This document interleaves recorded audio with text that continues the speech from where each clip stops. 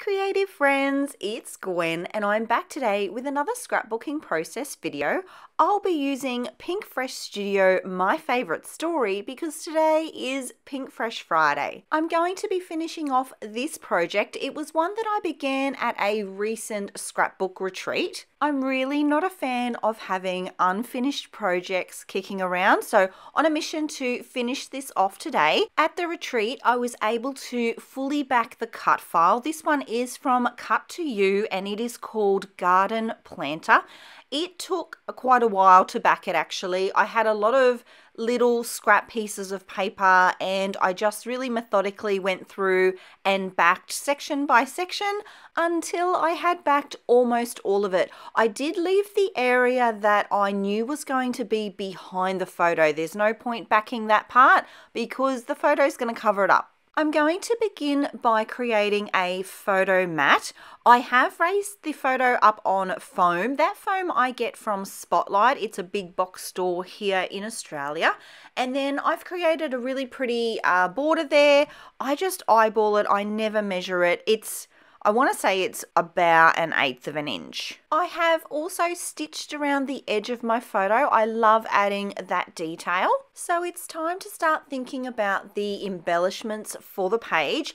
A lot of my work has been done for me with this cut file design. It's filled the entire background of the page. So it's really going to be a matter of adding in my title and then some embellishments that are going to complement what's there already. For my title, I'm actually going to use a combination of puffy stickers that come in the collection. So it's going to be Sweet Springtime. So this is the word sweet.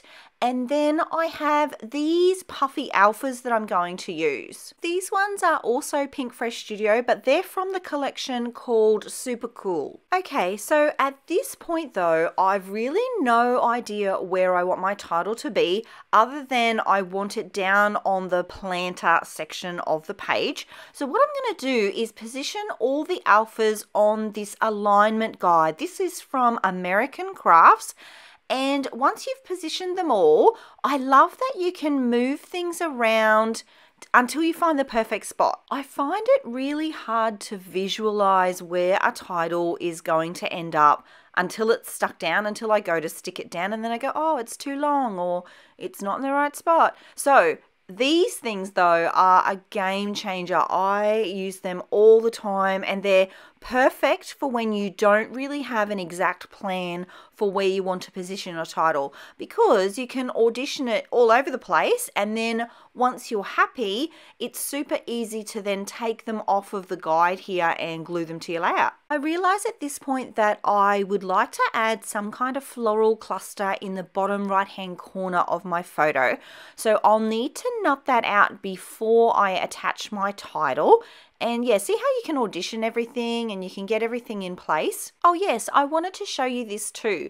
So the floral cluster is locked into position and I noticed that that section there was going to be covered up by the photo. So being the thrifty crafter that I am, I decided to chop it off and then add it in at the bottom section here as part of the layers. And it looks like it's actually two different die cuts, but it's actually the same one. No one will ever know. So I'm really happy with how that's looking. I can now go ahead and add back in my title. So you just position it like so, and then you press down the part of the stickers that is extended out above the guide. So I forgot to mention that earlier. When you place them, you place the bottom section of the alpha on the guide and then there's a little bit at the top that hangs over the edge, and it's that bit that hangs over the edge that you can apply pressure to and then gently remove the guide and your title's in exactly the position that it needs to be. I'll leave a link if I can find them in the description box below. Also be sure to check the description box below for all of the other creatives that are playing along with Pink Fresh Friday.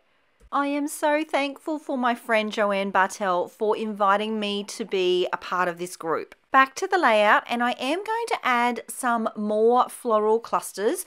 I have done a sweep through the embellishment pack. I often work this way. I like to look at all of the supplies that I have and then do a really fast sweep through them.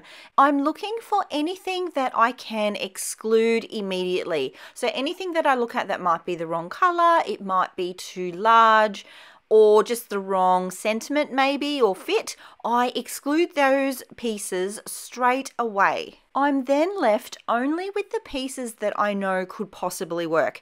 And this whole process works for me because it really helps my decision fatigue. I want to audition all of the pieces in all of the places, and I do get overwhelmed. So I've just found that if I can exclude some things, I have fewer choices to make, and I'm just able to create much faster.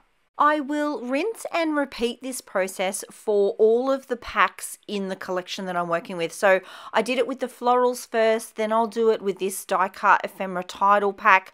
I do it with the puffy stickers, the flares, everything, so that I'm only ever working with all the lovely pieces that I know could work for the layout that I'm working on. So I have my title and my main cluster all locked in position.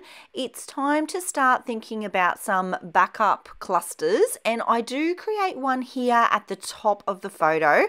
I'm going to round out a couple of these little sentiments with some varied shapes. I want it to kind of blend in with the cut file in the background. I like the layers of my pages to feel very cohesive. So if there's round elements in my cut file, I like to add round elements in my embellishment clusters. Same with if there's florals in the cut file, I'm going to use some floral die cuts wherever I can. While I'm working here too, I am very conscious about two particular areas that are on my cut file. When I was backing the design, I did make a couple of mistakes. And at first I thought, oh no, I've ruined it. But it took forever to get to that point. So I figured I would fix it in post. I will just be sure to add some kind of embellishment over the top of that area. And you can see here I'm fussing with this pink floral piece. That's because I wanted to scooch it over. I want it far enough to cover the mistake, but obviously I want it to look like it was intentionally put there and part of the embellishment cluster. I couldn't get that to work quite right, so then I did try the yellow puffy heart that you see there. I couldn't get that to look quite right either, but I do come up with a solution right at the end. For the area at the top there, I do end up staying with that yellow flower, and I don't mind that it's color blocked. It's yellow on yellow. I feel like the fit is really nice, so I'm going to leave that one there. And here's my solution for the section on the left. I'm going to add a wood veneer butterfly. I haven't added a wood veneer element to a layout in the longest time. These were deep in my stash, but I felt like they were the perfect addition because they're this beautiful soft creamy color. The scale was right compared to the flowers in my cut file. And the one on the left, the largest one there, it's going to cover up that little mistake in the backing that I've done perfectly. No one will ever know. I'm going to attach those with some Nuvo Deluxe adhesive, and for a little tiny extra detail, I have included an enamel dot in the center of each butterfly. They are a super sweet finishing touch. You can see here all the beautiful details and the layers within the layout. And if you really like Pink Fresh Studio and you have more Pink Fresh supplies to stash bust, be sure to check out this video right here. It's sure to inspire. Thanks for being here, my creative friends, and I'll see you all in the next video. Until then, bye!